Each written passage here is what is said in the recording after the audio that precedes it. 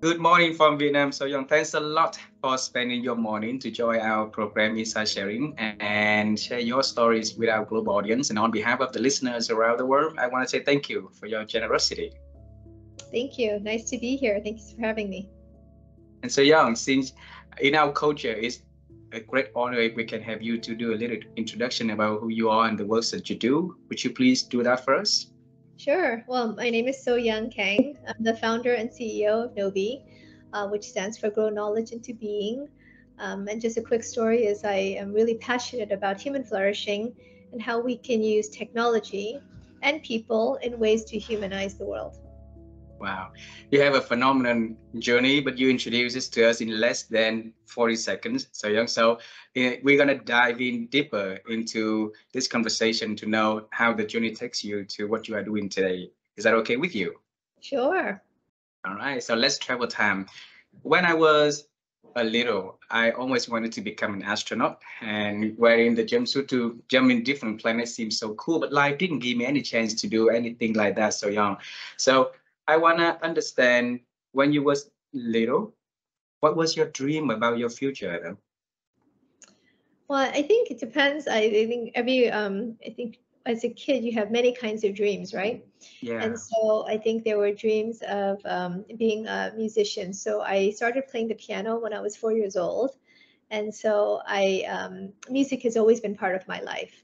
So I think I had a dream that I would be a performer and that I would perform music. And I've been performing on stage since I was young as well.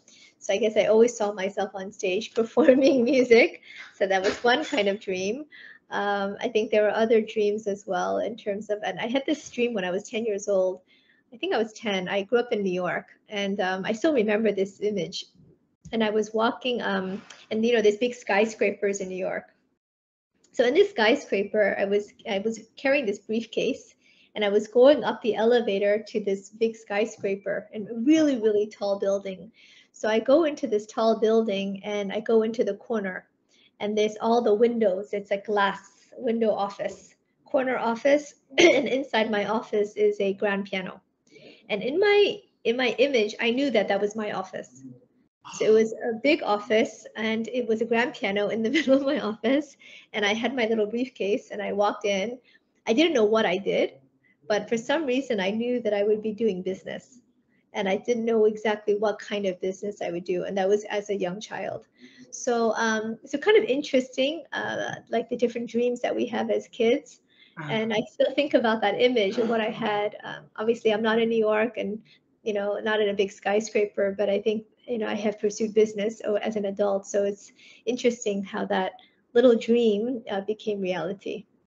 Well, that 10 years old girl so young had that moment, and then she realized that she wanted to be a businessman. But I want to bring you back into that moment. How did how did you realize that one day you're going to become a businessman at that 10 years old at that very specific building though? I don't think I actually knew that I didn't even know what business was. I think when you're 10, you don't really understand these things. So I like to create things. And so even when I was young, I always liked to create and build things. So with my friends, we would make our own games. And then with my classmates, we made our own club. So when we were in primary sixth or sixth grade, we made our own club. And then we had a rotating model of leadership for this little club. It was like a little girl sorority. And we did that when we were like 11 years old, right? So I think since I was very young, I always liked to build things, create things, and do this with other people. And so I think that probably was the seed of what would of course help me in life as an adult in business. And I think the idea of being able to dream about something, an idea, and then bring Mm. it to reality was something that was really important, even then and even now for sure. Beautiful. So tell us how that journey took place from that 10 years old dreaming about future that you're going to build the business, right? And then taking to the place of, through the university time and to today. Share with us more about that journey and so on. Oh, sure. So I think after that, of course, you forget about those dreams. Those are just like dreams you have as a kid, right? And I don't really understand what business is. Although I liked making money, so that is true. So since I was 11 years old, I started teaching piano lessons, Ah, and so I made a lot of money teaching piano. So by the time I was 17, I had 10 students, ages between 4 and 80 years old. And so I didn't need to get a part-time job because teaching piano was my part-time job. And I ah, think this is really important because I was managing my clients, my students, uh-huh. and then I was also learning different kinds of styles of how to motivate these kids to practice. Mm, Of course, a lot of kids don't want to practice piano, right? And so they would come to the lesson and they would not have practiced. So it was really like I had to try different techniques, stickers, encouragement, fear, guilt, shame. I had to use all kinds of different techniques to get them to practice.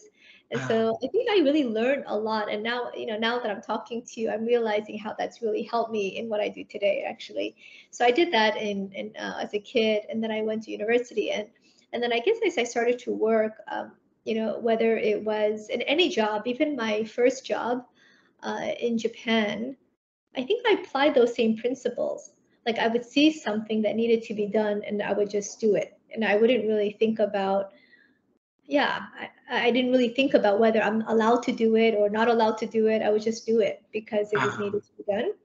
So I think that those principles have definitely followed me from childhood all the way through every job I've had, whether it's Citibank in New York, whether I was building a new business for Citibank, the Asian business in the tri-state New York area, or even founding my two companies. So I think it's been a common theme. Mm. So young. And from there, I believe that each of us have a moment of transformation. So your moment of transforming happened somewhere in your life that create a passion for human flourishing. Tell us, when did that happen? Could you? Yeah, I think there are many moments, in life where you have crossroad moments. I call them like there's like the crossroad moments where you can either go this way and then that totally changes the trajectory of your life. So I've had many of those, of course, over my life. But I had one particular moment in November 2008, and that was a transformational experience. Mm. I will never forget that day and what I was doing, but I had a very powerful spiritual encounter.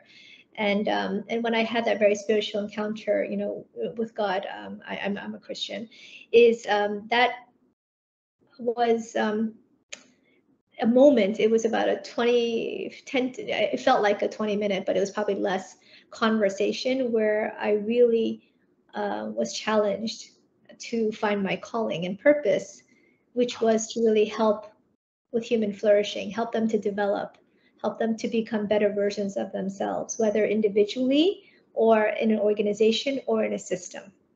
Mm. So that was that moment when I think I started to awaken to my greater calling. So young.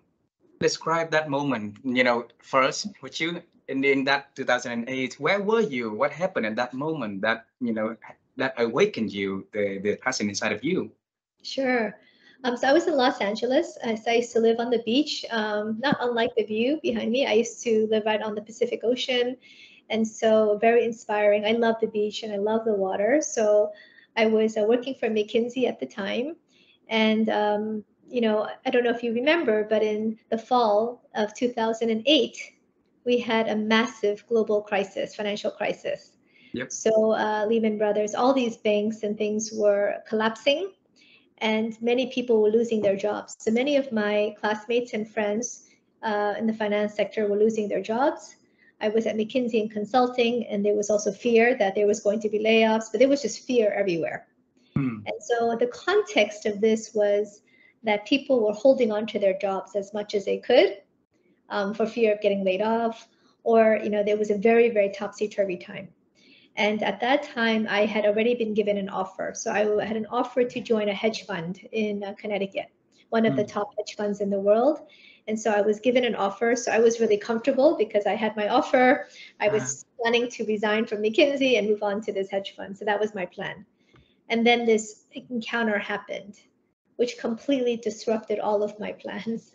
So I was in Los Angeles, loving LA, considering moving back to the East Coast where I grew up in around New York, Connecticut area. So all of that was what my plan was. And then that plan was disrupted through this really personal encounter. And that totally changed the trajectory of my life until now. Wow, wow. And then a lot of people had the awakening moment also so young, but then they forget about it and they ignore it and they don't do anything about it. But you took actions on it, and then I think that is the reason that you create the awakened group, and then after that is to create a lot of new products to change the world, right? Tell us, why the motivation for that young, so young, to push the boundary and take action, though. Um, I sometimes you feel so compelled Mm. by a purpose or by a calling that you can't deny it. Mm. So I was so compelled. I felt I had no choice but to pursue it. And the first step is always the hardest step. Yeah. Because I was really scared. I was insecure. The global economic crisis had happened. Quit my job, declined this amazing job offer from this hedge fund to where I would make a ton of money and have security, and then go pursue what, like, this company, this leadership company that would become Awaken. I'm like, really?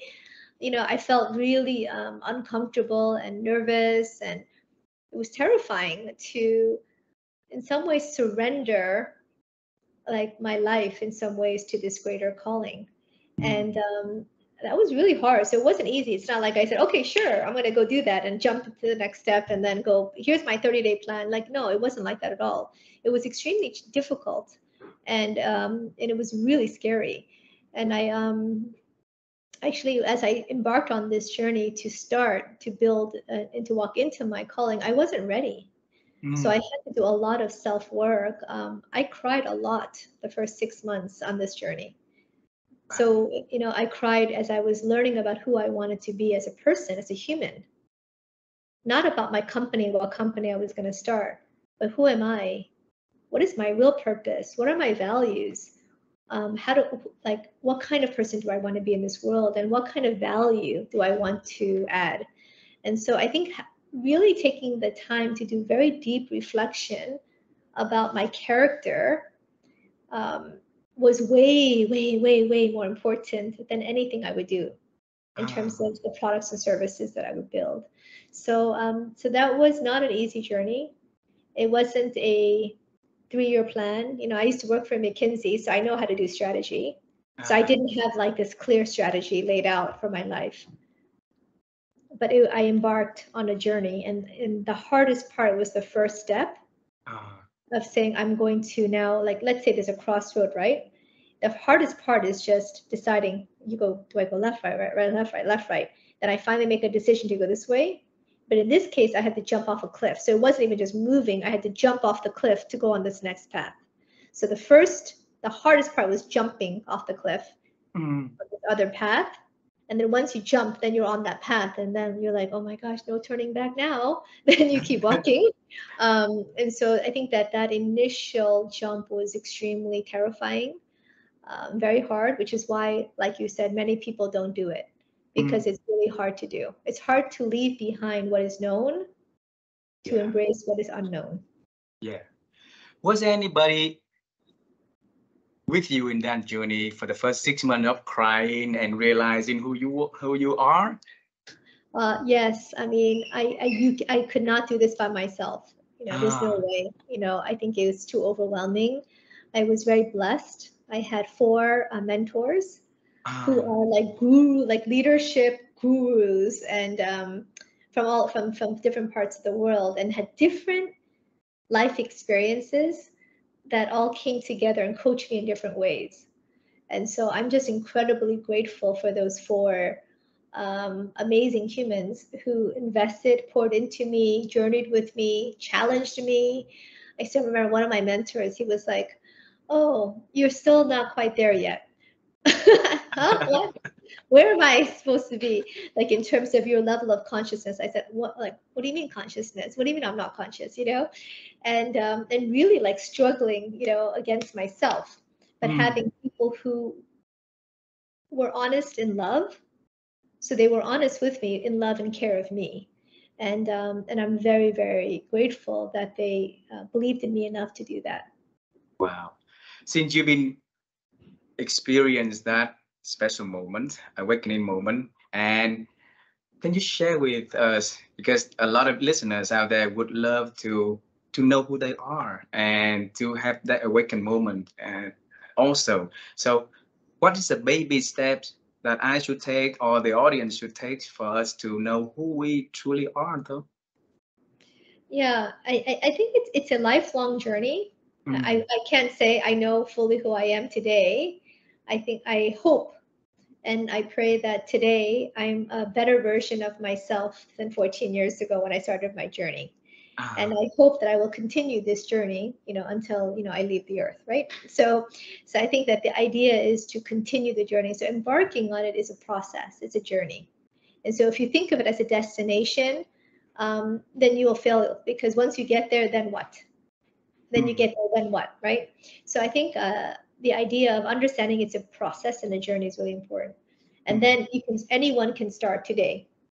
You don't have to wait until you have all these achievements or all these things done. You can start today.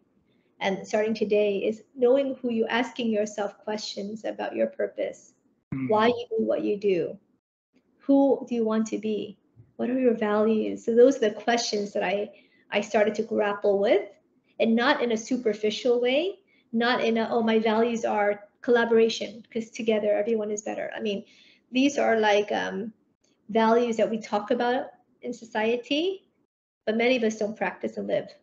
Mm. Wow. So it's really about being super honest with yourself and then getting people around you. The people around you know you really well, Yep. right? They will be very, very honest mirrors to you, and they will tell you the good, the bad, and the ugly if you are willing and have the humility to listen to the ugly. Wow. Okay. But so it can start with just that. Wow. So are you still keep in contact with your four mentors? Of course, yeah, of course. How do they talk about your transforming journey? Did they tell you about that?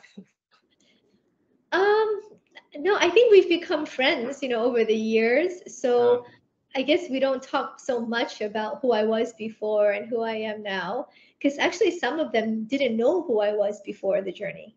uh, They kind of came into my life. But one of them, I guess, interestingly enough, it was our 7th anniversary party for Awaken Group, and he was a guest speaker. And I was quite, I think, moved and blessed by what he shared on the journey, and kind of how he had really seen me grow as a leader, but mm, also how he was also challenged and blessed by, I guess, what he called my faith and courage to jump into this unknown space, mm, and how that actually inspired him. So it was, I think, you know, relationships are like that. You mentor someone, but they end up mentoring you, and you coach people, and you know, and they help you as well. So it becomes kind of a blessing for both people. beautiful, beautiful. So yeah, you grow up as the with the mentality of building and creating things, and I want to bring you to the moment that you're creating Gnowbe. All right, because I really touched by your ambition to to have 1 billion people on earth, so that's 1/8 of our populations, right? And using the technology to disrupt and create human flourishing. So at what moment in your life that the idea of creating Gnowbe, to start forming? I think it was, I was at Awaken Group Mm. when we were doing these transformation programs, and we kept thinking there has to be technology to help us to scale our impact. Mm. So I don't think I realized that there was a problem in the way we were communicating. It was not conscious to me Ah. because I'm so used to communicating using PowerPoint or email or videos or audio podcasts. Like we're used to this form of communication.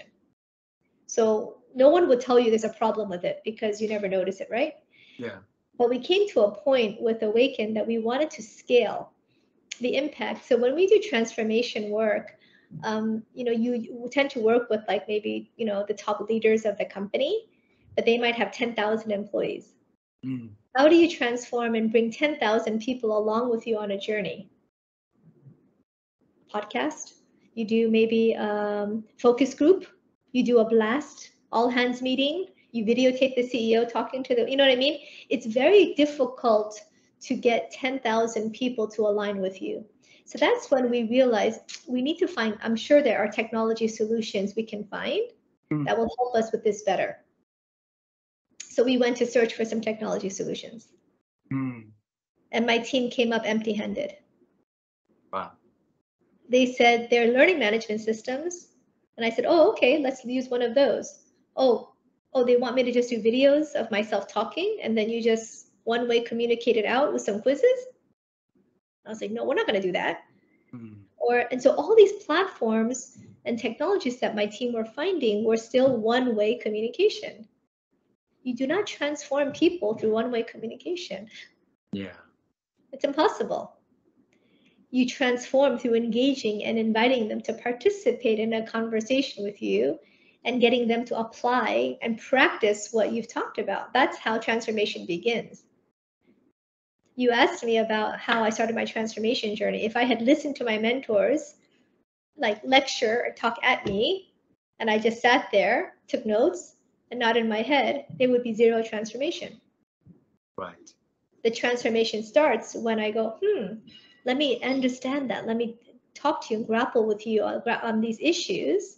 And then let me take one step and one action.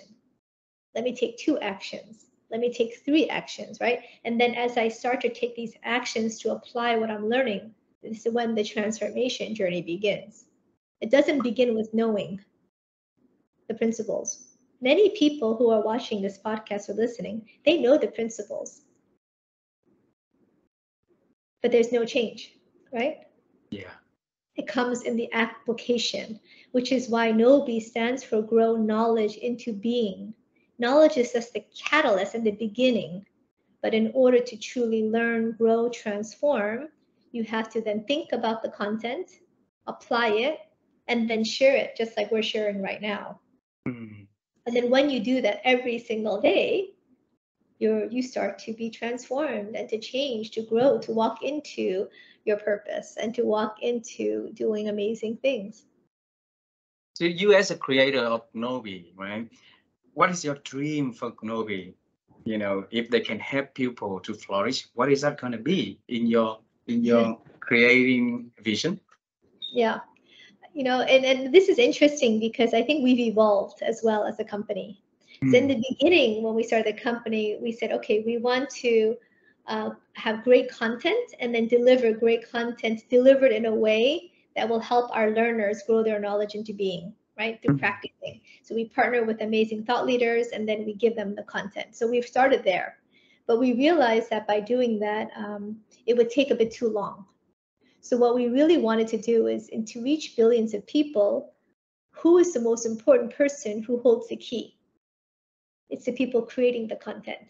Mm. The teachers, it's the trainers, it's the speakers, it's the authors, it's the thought leaders, it's the managers, it's the leaders, it's the people like you and me, right? They're Mm. the people who are creating the content. So then if we could empower these people, then we can have an amplifier effect because each of these people, these creators would bring their own audiences and they Mm. would impact the lives of their people, right? So in every country, in every nation, every language, right? So Mm. with that, then we could have amplifier effects. So we decided to focus more on empowering the creators, the people who are designing by giving them much better, easier to use tools so they can design these transformational experiences. Mm. So that's when we shifted our strategy and focus to the creator. Wow. Actually, we're still in the process of shifting ing. So this is part of educating the market that we have now evolved to a creator to focus on the creators. Wow. Wow. So young. When I listen to your stories, it's always a powerful force from within of you to push the boundaries, try to create something new, try to expand and create impact, right? How could you find the energies and the strength to bear all of that hard works, all of that challenges, and make your impacts? It's hard. I don't know if I manage my energy very well, but I think in general, I think when I have a really clear sense of my purpose, that drives me through the difficult periods. Because as an entrepreneur, you have highs and you have lows, and Mm, lows, right? And so you have all this. It's an emotional roller coaster. So I think really being able to get back to be grounded in why I do what I do, mm, is what kind of keeps me. And then having good people around you who will journey with you. When you're down, they're up, they lift you up. When I'm yeah. up, I lift them up. So I think having a community of people is really important who share the same heart and vision. And then, I pray a lot. So I think from my faith plays a really big part of my journey. Mm, And I really do pray a lot to, keep myself very centered on what really matters. mm. Well, so What Yeah. yeah, go ahead, please. Now, I was going to say what I build is, I would say, less important than who I am. Mm. It's easy to realize a person when they're in the high, right? But I'm curious to know how would So Young be when she at the low point in her feelings. Would you share with us? Sure. Good questions. You probably should ask the people around me how I am, but I think, and that has evolved over time too. I think in my low times, I could become very like uh, reclusive, where I just, don't talk a lot, or I stay, with myself. Uh, Um, I have been depressed before. And so I think, as a founder, and after my father passed away very suddenly, I had a 2-year depression. And so, if you ask how was I at that time, I didn't talk to anyone. I was not social. Next, you can tell I'm a very social person. I like to talk to people. But during that 2-year depression, I didn't talk to anyone. I didn't go out. I did not socialize. I did the bare minimum to survive and to do my work. And so I was what you would call functionally depressed. mm, And in functional depression, I was able to do the functions of, being a founder, CEO, I was raising money, doing pitches. I was still meeting clients and doing all that. But there was no joy behind what I was doing. I was just going through the motions. And so, I was quite, I think, reclusive, and I didn't really see. At 5 o'clock on Friday, I would go home, or 6, whatever time was, and I would see no one until Monday morning. wow. So And, yeah, that was one version of what it could look like. and how did you help yourself to get out of that, period? Um, you know, it's a good question. I didn't even know I was depressed, actually, because I was very functional. And I think many people are functionally depressed, but they don't even realize it, like myself. Mm, So, because I was still functioning, right? And I was still going to work and doing things and all that. Um, I didn't really. So one day I was feeling sorry for myself. And I was thinking, oh, I'm a terrible leader.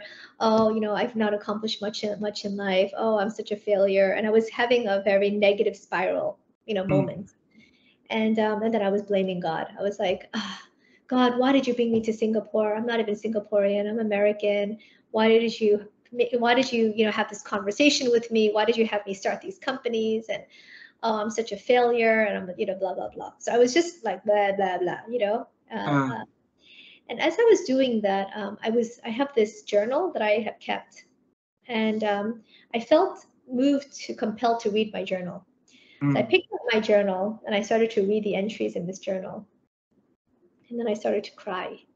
mm, And I started to cry because I was so grateful that some of the things that I had written in my journal, and like prayer requests, things that I needed, and this is now over 10 years, I could look back and I could see how beautifully they had been fulfilled in my life in oh, ways that I could never have even imagined, because I'm now looking back in time. wow. And that I felt so grateful for all of the blessings and where I had been, the impact that, I've been allowed to have. the privilege of being able to partner with certain people. Like, and I just felt so grateful and blessed of all of the amazing things that had happened actually over that period of time. And so as I looked up in gratitude, I saw blue sky. Mm.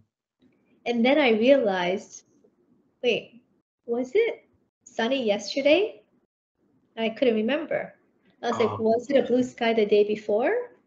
Was it sunny the day before that? Last week? Last month? And because I couldn't remember, I realized, oh, where have I been?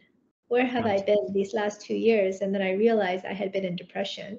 So, but the moment I looked up and I saw the blue sky and I was in gratitude, the depression just went away.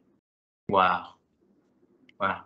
It was, and I call it like I went from navel gazing, navel, like looking at, oh my gosh, oh me, oh I'm terrible, I suck, I'm imperfect, and blah blah blah. I make all these mistakes, and the moment I moved from that position, and I looked up, and I was like, thank you, God, for providing everything in my life.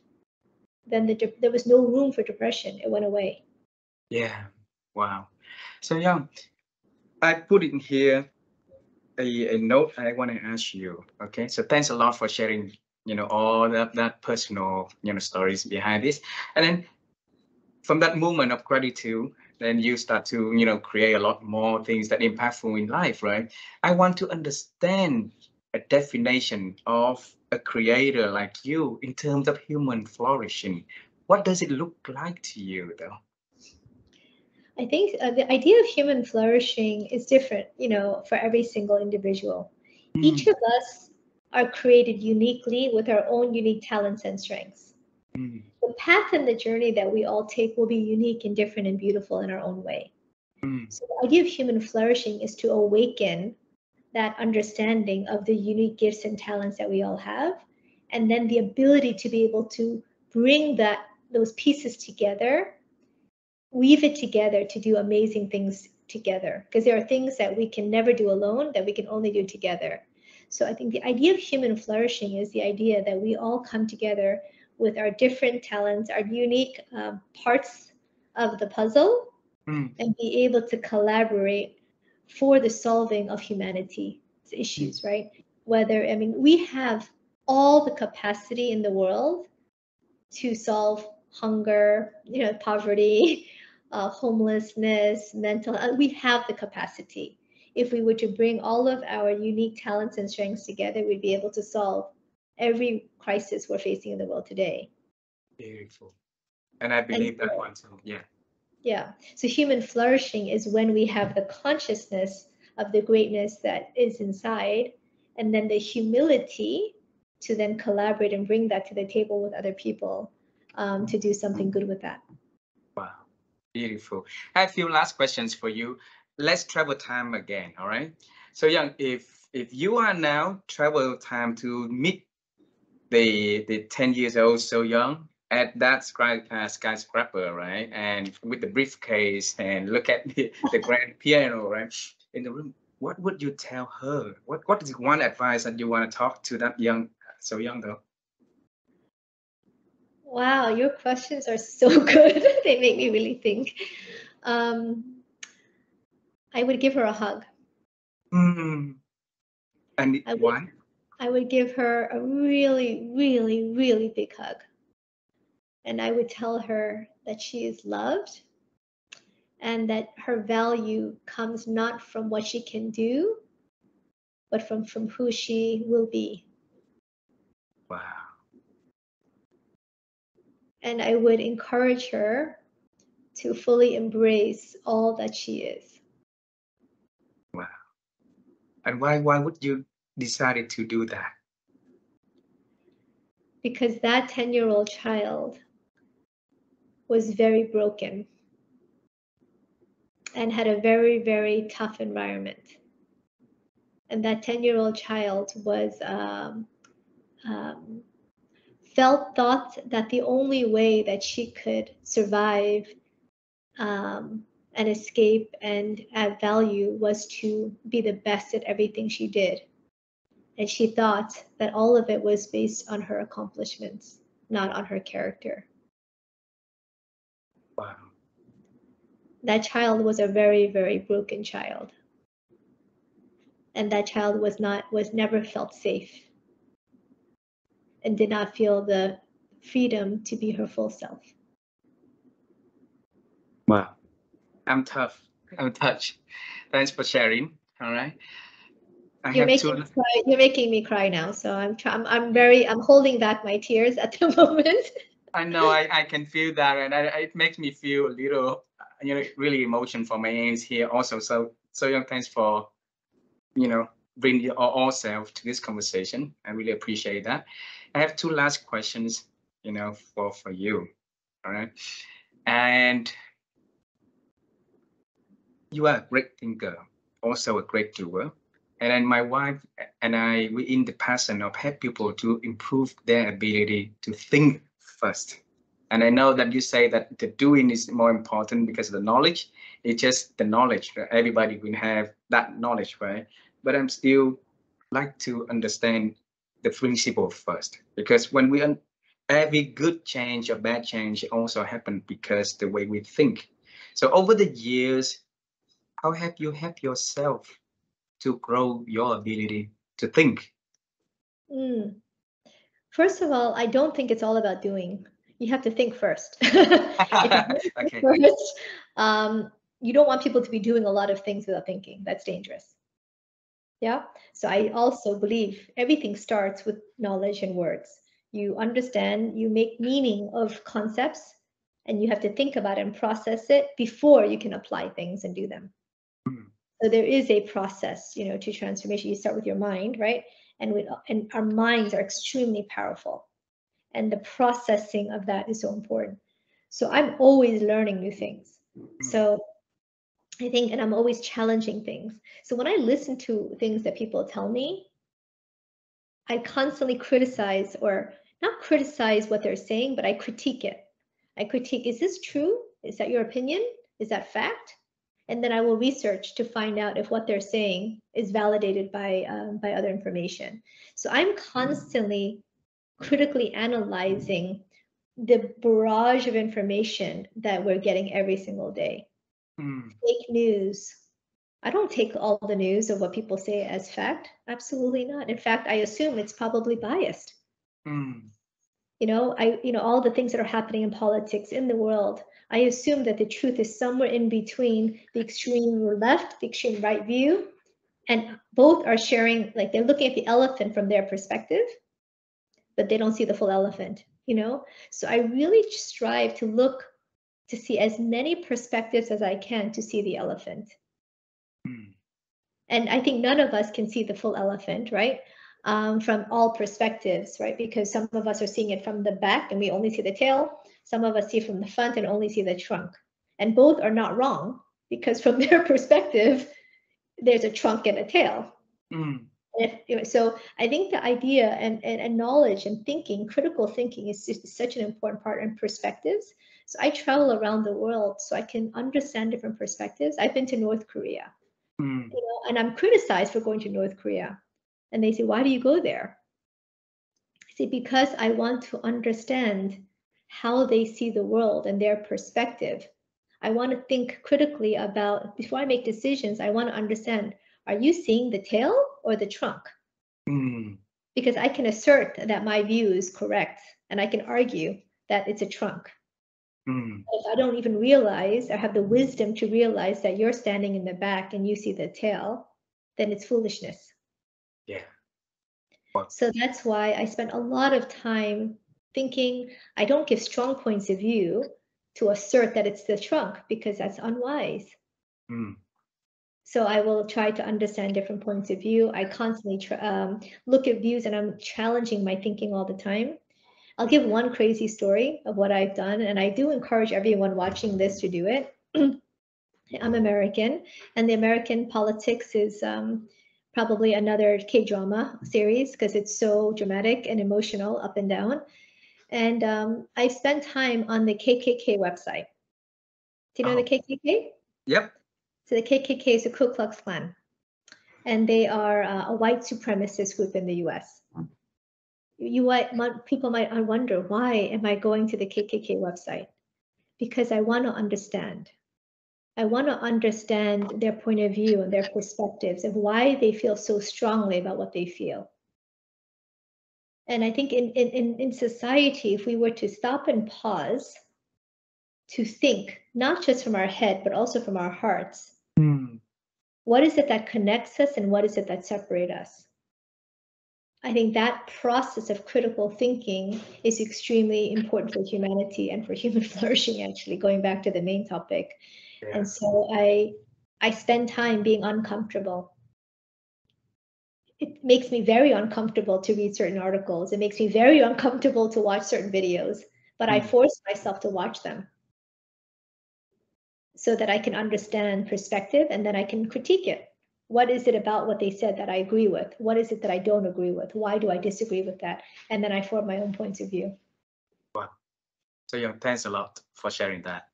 And I agree with you that, you know, if we can stop, pause for a second, using our head and our heart to think and put ourselves in different perspective and look at if a lot of people can do it that way, then how beautiful the world's going to be, right? And I really hope, our humanity will lead into that directions. And that's why we need a lot of people like you out there to keep leading the change, creating, be the example for the people to see, to believe, and to follow. Okay. Thank you so much, Ha. I appreciate that. Last question. Yeah. So we traveled the past. We know what you are doing now. So it's not fair. We're not going to the future. Okay. Is there anything that So Young is doing? Is exciting? So you want to share with us? So together we can celebrate with you in advance. Sure. I think we're on this, trajectory, towards billions of lives. And I think what I'm really excited for in the future is how do we empower so many people around the world to think differently. And if we could revolutionize together, I cannot do anything by myself. I'm very, very conscious of that. But if we can together, with you, with people watching this podcast or other people, if we together could revolutionize and elevate how we communicate using better tools to elevate human flourishing, that's what I see in the future. So I think we're getting there, and we've just embarked on this journey, So I think we're in the early steps, but we need fuel, we need people to actually help catalyze this movement. And I do hope it's going to be a movement and not just a product, or it's much more than that. It's a new way of thinking. And so I do hope that we can revolutionize the way that we communicate, because if we can, I do think that would have an amplifier effect for really creating an opportunity in this space for people to flourish. Beautiful, beautiful. Thanks a lot for sharing that. And I hope that I will be a part of that journey of you. And I say that we had a last question for you, but I just received a text message from my speaking coach. Okay. And she reminded me about asking a bizarre question for every interview that I have. And, so is that okay if I ask? Yeah. Yes. Go for it. Are you You've already made me cry. You've already asked me lots of things. So everything is open. Yeah. Are you still playing piano? I am, but not publicly. But I don't play very often. So yeah, I would like to replay again. Beautiful. And you are the thinker, you are the doer also. So that moment of jumping the clip, right? If you want to play the piano more often, I would love to see you play it in public instead of alone. Right? Play it for your team, play it for your loved ones, your friends, your mentors. Play it and then share it in Gnowbe, right? It's a good idea to do. Actually, that's not a bad idea. Thank you for inspiring me and reminding me of my love and passion for music. When you do that, please tag me. Please let me know. I will do that. So it's wonderful talking to you, and thanks a lot for sharing your story with us. And I'm sorry for some moment in there that that you are not comfortable, and then I saw you holding back your tears, and I hope that you enjoy the conversation and it's designed like that. And I really hope to see you in person one day. I cannot hug the 10-year-old so young, but I can hug you who you are now, and it's gonna be a big hug. Okay. Oh, thank you so much. This has been such an authentic, enjoyable conversation, and very few people can bring me to tears. So I think that's a gift that you have. You have a natural gift of bringing out the humanity in people. So thank you for touching me through this conversation. I really was quite blessed by this dialogue. Thank you very much. You have a wonderful day and keep doing great. Okay. Thank you. Bye bye. Okay, bye bye.